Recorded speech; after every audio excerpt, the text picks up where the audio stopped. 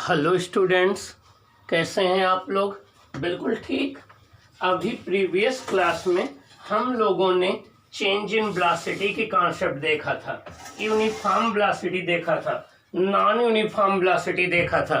अब हम इस क्लास में डिस्कस करेंगे कि मैथमेटिकली हम जो है किसी बॉडी के डिस्प्लेसमेंट और वेलोसिटी को कैसे कैलकुलेट करें।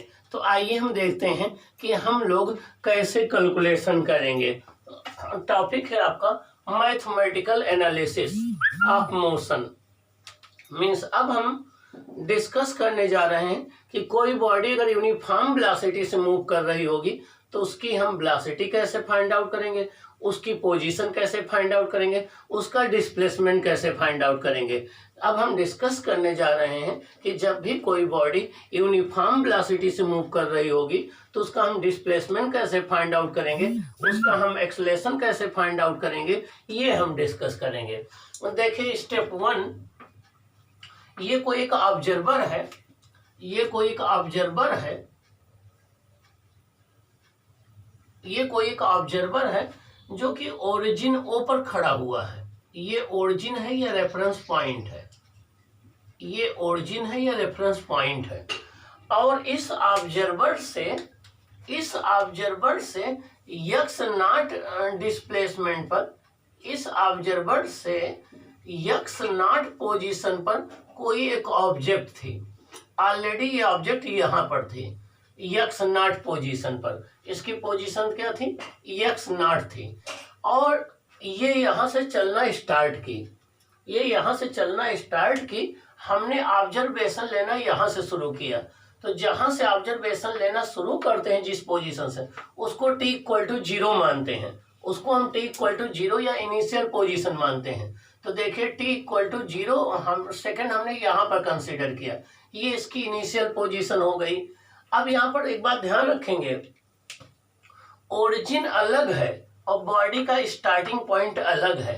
ओरिजिन यहाँ पर हमने ले रखा है 0,0 पर, बॉडी t इक्वल टू 0 पर ओरिजिन पर नहीं है, ओरिजिन से ऑलरेडी कुछ चल चुकी है। मीन्स यहाँ पर बॉडी t इक्वल टू 0 जिसको हम इनिशियल पोजीशन मानते हैं वो ओरिजिन नहीं है, ऑलरेडी बॉडी जो है यक्स नॉट चल चुकी है। यहाँ से हम इसको ऑब्जर्व करना शुरू करते हैं। t इक्वल टू 0 सेकंड पर ये यक्स नॉट पर है। t इक्वल टू जब t सेकंड आपका टाइम हो गया, t equal to t second हो गया तो ये x पोजीशन इसकी हो गई। ये आपका पॉइंट हम A मान लें, ये पॉइंट B पर पहुंच गई।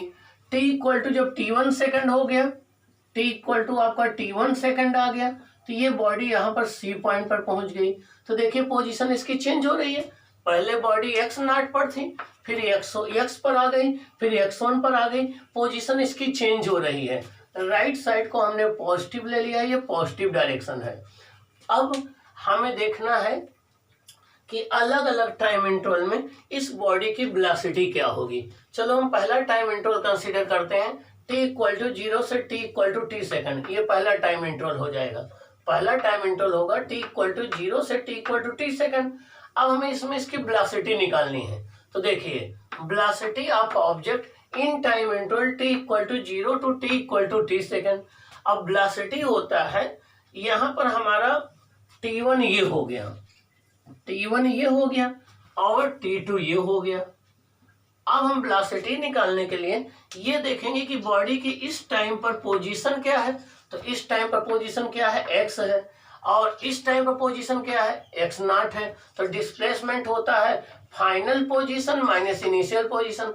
फाइनल पोजीशन x है, इनिशियल पोजीशन x नॉट है, तो x माइनस x नॉट हो जाएगा।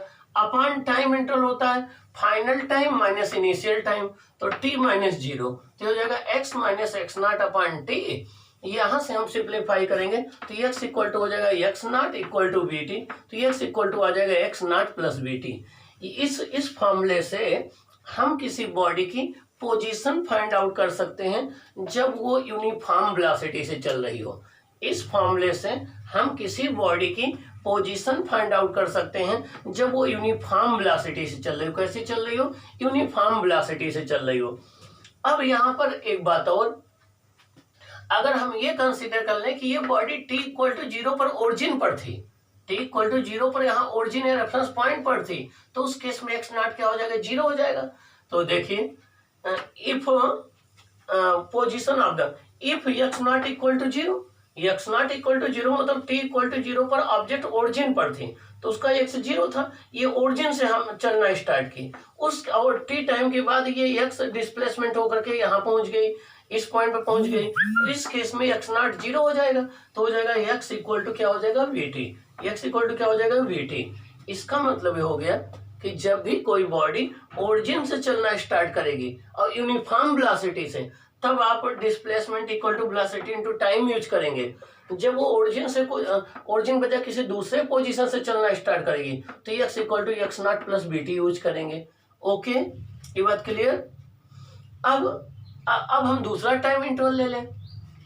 पहला टाइम इंटरवल होगा टी इक्वल टू जीरो से टी सेकेंड, अगला टाइम इंटरवल होगा टी इक्वल टू जीरो से T one second, T equal to zero से T one second. T one second पर पोजीशन क्या है, X one, T equal to zero पर क्या है, एक्स नॉट।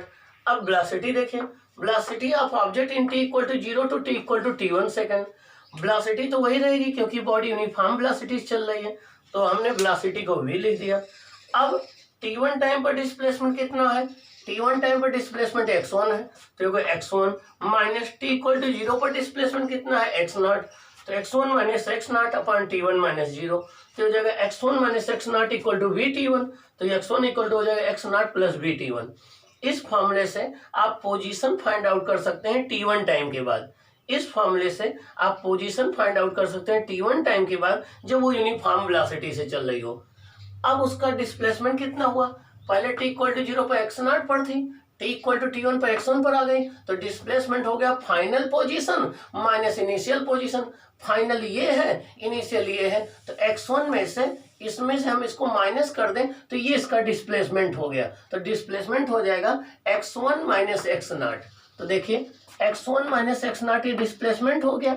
अगर हम इस डिस्प्लेसमेंट को यस बोल दें तो डिस्प्ले यस इक्वल टू, अब यहाँ पर X one minus X not, x one minus इसको इधर ट्रांसफर कर ले, x one minus X not किसके इक्वल हो जाएगा, वी टी वन के, तो यहाँ से यस इक्वल टू क्या आ जाएगा, वी टी, क्या आ जाएगा, X equal to V T.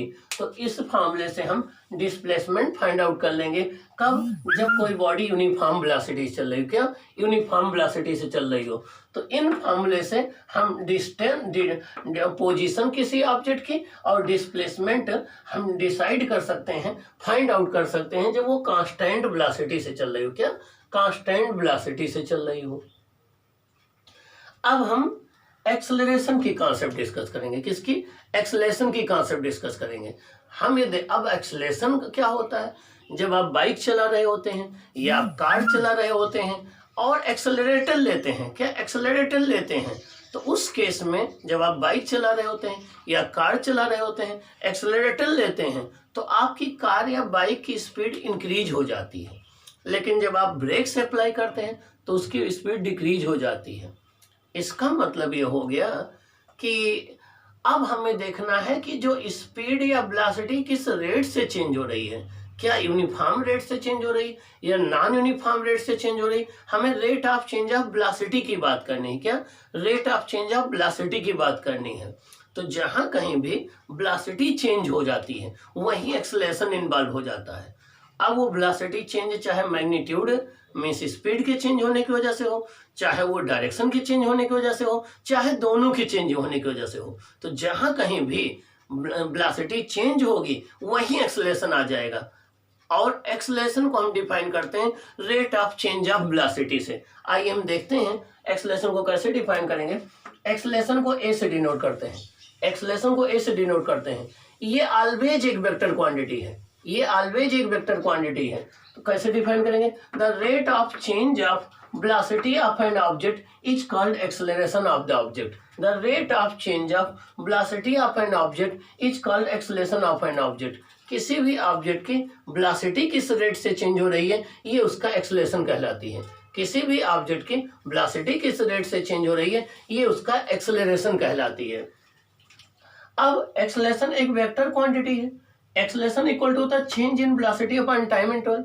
Acceleration equal to change in velocity upon time interval. Velocity एक वेक्टर क्वांटिटी है तो चेंज इन वेलोसिटी भी एक वेक्टर क्वांटिटी होगी, तो एक्सेलरेशन भी एक वेक्टर क्वांटिटी है। एक्सेलरेशन भी क्या है, एक वेक्टर क्वांटिटी है। अब क्वेश्चन ये उठता है कि ठीक है कोई बात नहीं है, एक्सेलरेशन अगर वेक्टर क्वांटिटी तो इसमें डायरेक्शन होगी, लेकिन डायरेक्शन इसकी क्या होती है? मीन्स एक्सेलरेशन अगर एक वेक्टर क्वांटिटी है तो इसमें डायरेक्शन होगी। अब क्वेश्चन ये उठता है कि इसकी डायरेक्शन क्या होगी? क्या डायरेक्शन क्या होगी? तो देखिए एक्सेलरेशन की वही डायरेक्शन होगी जो चेंज इन वेलोसिटी की होगी। एक्सेलरेशन की वही डायरेक्शन होगी जो चेंज इन वेलोसिटी की होगी। इसका मतलब अगर हम एक्सेलरेशन की डायरेक्शन फाइंड आउट करना चाहते हैं तो हमें चेंज इन वेलोसिटी की डायरेक्शन को फाइंड आउट कर लेना होगा, और जिस डायरेक्शन में चेंज इन वेलोसिटी होगी उसी डायरेक्शन में एक्सेलरेशन हो जाएगा। अभी हम आगे सीखेंगे कि चेंज इन वेलोसिटी कैसे निकालते हैं। एसआई यूनिट क्या होती है एक्सेलरेशन की? मीटर पर सेकंड स्क्वायर। एसआई यूनिट क्या होती है? मीटर पर सेकंड स्क्वायर। सीजीएस यूनिट क्या होती है? सेंटीमीटर पर सेकंड स्क्वायर। सीजीएस यूनिट क्या होती है? सेंटीमीटर पर सेकंड स्क्वायर। और एक्सेलरेशन की डायमेंशन क्या होगी? m0 lt-2, m0 lt-2 ये होगी। अब हम एक्सेलरेशन में भी देखें कि क्या वेलोसिटी यूनिफॉर्म रेट से चेंज हो रही या नॉन यूनिफॉर्म रेट से चेंज हो रही। यूनिफॉर्म रेट से चेंज होने का मतलब ये हो गया कि सपोज कर लो फर्स्ट सेकंड में 5 मीटर पर सेकंड चेंज हुई, अगले सेकंड में भी 5 मीटर पर सेकंड चेंज हुई, अगले सेकंड में भी 5 मीटर पर सेकंड चेंज हुई, तो हम कहेंगे उसकी वेलोसिटी यूनिफॉर्म रेट से चेंज हो रही है। मीन्स हर एक टाइम इंटरवल में अगर इक्वल चेंज हो रहा है तो हम कहेंगे वेलोसिटी यूनिफॉर्म रेट से चेंज हो रही है। तो जब भी वेलोसिटी यूनिफॉर्म रेट से चेंज होगी, एक्सेलरेशन होता है delta we upon delta T, अगर डेल्टा वी यूनिफॉर्म रेट से चेंज होगा तो एक्सेलरेशन कांस्टेंट होगा, एक्सेलरेशन का मैग्नीट्यूड भी कांस्टेंट होगा, एक्सेलरेशन की डायरेक्शन भी कांस्टेंट होगी। तो हम कहेंगे यूनिफॉर्म एक्सेलरेशन से बॉडी मूव कर रही है। क्या कर रही है? यूनिफॉर्म एक्सेलरेशन से मूव कर रही है। इसका मतलब ये हो गया कि जब भी कोई बॉडी इस तरीके से मोशन करे कि उसमें वेलोसिटी में चेंज इक्वल हो, इक्वल टाइम इंटरवल में, तो हम कहेंगे वो बॉडी यूनिफॉर्म एक्सेलरेशन से मूव कर रही है। तो when a body moves in such a way that there is equal change in a velocity in equal interval of time, that there is equal change in velocity in equal interval of time, the motion is said to be with uniform acceleration। जब भी कोई body इस तरीके से move करे कि equal change velocity में equal time interval में हो तो हम कहते हैं वो बॉडी यूनिफॉर्म एक्सेलरेशन से मूव कर रही है। हम एक एग्जांपल लेते हैं। सपोज करो किसी बॉडी को हमने अपवर्ड प्रोजेक्ट कर दिया। अब प्रोजेक्ट किया हमने 50 मीटर पर सेकंड से, तो 1 सेकंड के बाद उसकी वेलोसिटी 40 मीटर पर सेकंड रह गई, अगले 1 सेकंड के बाद उसकी वेलोसिटी 30 मीटर पर सेकंड रह गई, अगले 1 सेकंड बाद उसकी वेलोसिटी 20 मीटर पर सेकंड रह गई, अगले 1 सेकंड उसकी वेलोसिटी 10 मीटर पर सेकंड रह गई, अगले सेकंड में 0 हो गई। इसका मतलब ये हो गया कि हर एक टाइम इंटरवल में कितनी डिक्रीज हो रही? 10 मीटर पर सेकंड ना, 10 मीटर पर सेकंड। तो हम कहेंगे यूनिफॉर्म रेट से डिक्रीज हो रही है। क्या? यूनिफॉर्म रेट से डिक्रीज हो रही है। या दूसरा एग्जांपल ले लो, कोई बॉडी नीचे की ओर फॉल कर रही है, अर्थ उसको अपनी तरफ अट्रैक्ट करेगी। मान लीजिए शुरू में उसकी वेलोसिटी 10 मीटर पर सेकंड थी, 1 सेकंड बाद 20 मीटर पर सेकंड हो गई, 1 सेकंड बाद 30 हो गई, 1 सेकंड बाद 40 हो गई, 1 सेकंड बाद 50 हो गई। तो हर एक टाइम इंटरवल में 10 मीटर पर सेकंड इंक्रीज हो रही है। तो हम कहेंगे उसमें एक्सेलरेशन 10 मीटर पर सेकंड स्क्वायर है, क्योंकि यूनिफॉर्म रेट से चेंज हो रही है। तो हम कहेंगे एक्सेलरेशन क्या है? यूनिफॉर्म है। एक्सेलरेशन क्या है? यूनिफॉर्म है। तो जब भी किसी बॉडी की वेलोसिटी में equal change equal time interval में हो या उसकी वेलोसिटी यूनिफॉर्म रेट से इंक्रीज या डिक्रीज हो रही हो तो हम कहते हैं उसका एक्सेलरेशन यूनिफॉर्म है या कांस्टेंट है।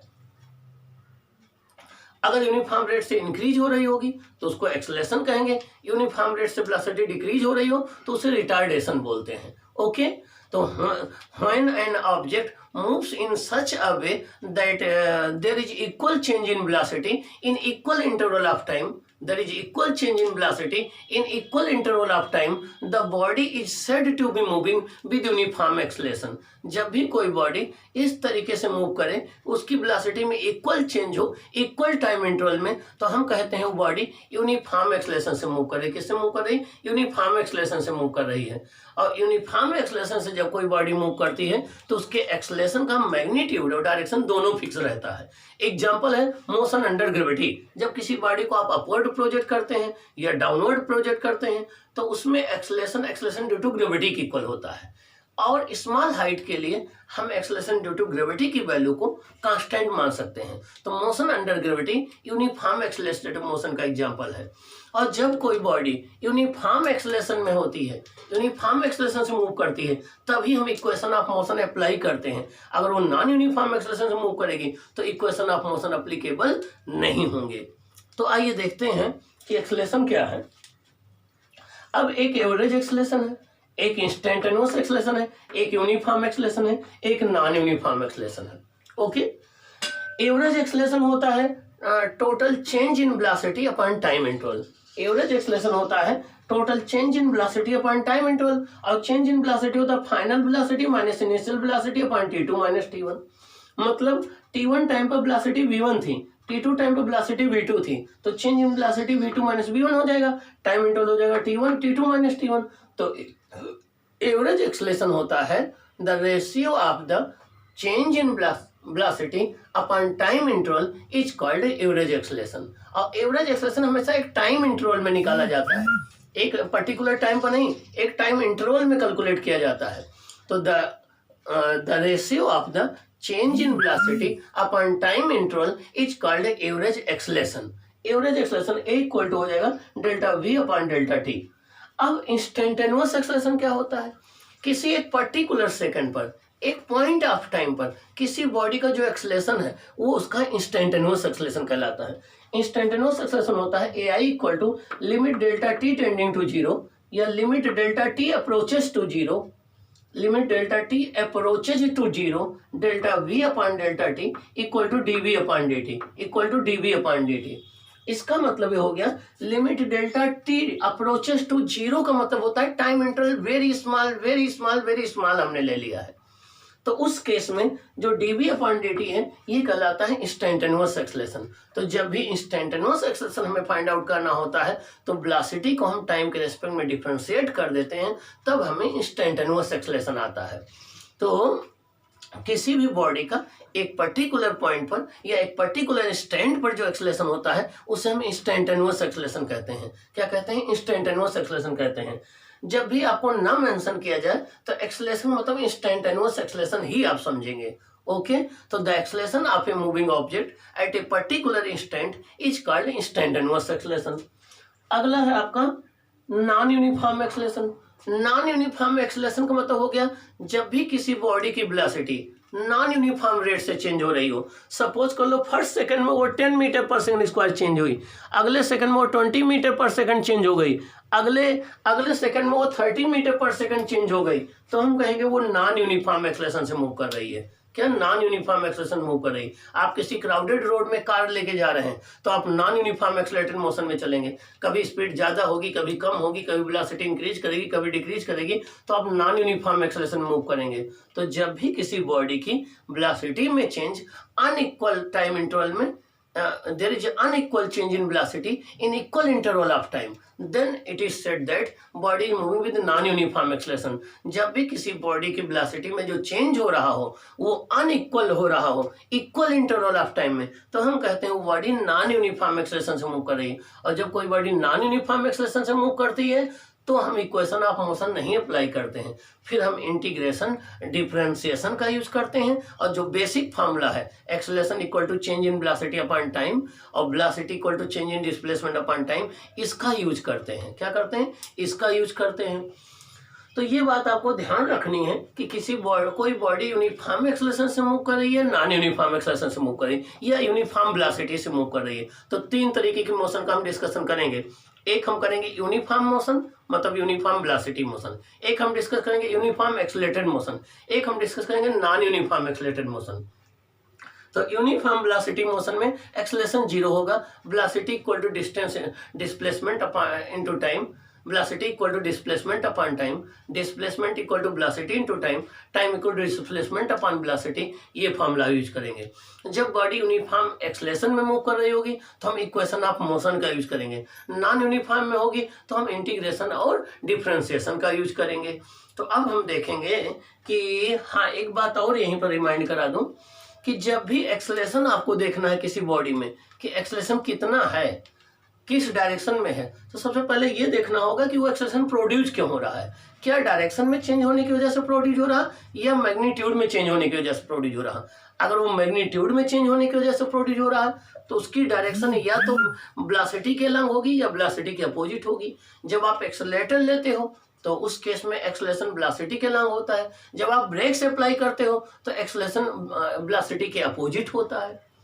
फिर ये देखना है कि क्या वो डायरेक्शन के चेंज होने की वजह से तो नहीं प्रोड्यूस हो रहा। अगर डायरेक्शन के चेंज होने की वजह से प्रोड्यूस होगा तो एक्सेलरेशन वेलोसिटी के जो है परपेंडिकुलर होगा, ठीक ना। तो आपको ये बात न्यूमेरिकल में ध्यान देनी है कि जो एक्सेलरेशन प्रोड्यूस हो रहा है बॉडी में, आखिर उसका कारण क्या है, उसके कॉजेज क्या हैं, उसके रीजन क्या हैं, वो क्यों प्रोड्यूस हो रहा है। तो अगर वो मैग्नीट्यूड या स्पीड के चेंज होने की वजह से प्रोड्यूस हो रहा है, जैसा कि जब किसी बॉडी को अपवर्ड प्रोजेक्ट करते हैं, डाउनवर्ड प्रोजेक्ट करते हैं, तब होता है, तब वो अलग केस होगा। लेकिन मोशन इन वन डायमेंशन में हम यही मान के चलें कि डायरेक्शन तो चेंज नहीं हो रही, हम यही मान के चलेंगे कि वेलोसिटी के मैग्नीट्यूड में अर्थात स्पीड के चेंज होने से एक्सेलरेशन चेंज हो रहा है। और ऐसे एक्सेलरेशन को हम टेंजेंशियल एक्सेलरेशन बोलते हैं। क्या बोलते हैं? टेंजेंशियल एक्सेलरेशन बोलते हैं। रीजन इसका क्या है कि जब भी कोई बॉडी मोशन में होती है तो जिस पाथ पर वो चलती है उस पाथ पर टेंजेंट के लंग उसकी वेलोसिटी होती है। और जो ये टेंजेंशियल एक्सेलरेशन होता है जो कि स्पीड के चेंज होने की वजह से होता है, ये या तो वेलोसिटी के लंग होता है या उसके अपोजिट होता है, इसीलिए हम इसको टेंजेंशियल एक्सेलरेशन बोलते हैं। क्या बोलते हैं? Tangential acceleration. अब नेक्स्ट क्लास में इसके आगे हम लोग डिस्कस करते हैं। आप फिजिक्स जीनियस चैनल पर जरूर जाएंगे, सब्सक्राइब करेंगे। Okay, promise. ओके।